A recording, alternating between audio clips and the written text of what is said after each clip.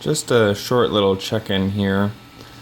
I've got my Mono Mendel 3D printer from RepRap Pro, and I recently got my E3D V6 Hotend put together, and I was not able to print the extruder adapter for the X carriage because my old extruder actually broke, and so if you can see, I've just got a little clamp holding the extruder on while it's printing the new carriage.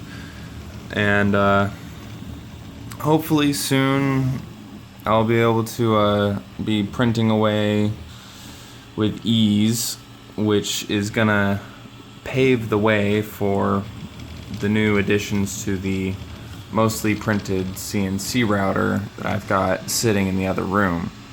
So hopefully I'll be able to start cutting on that soon once I get the suction duct all designed up and working.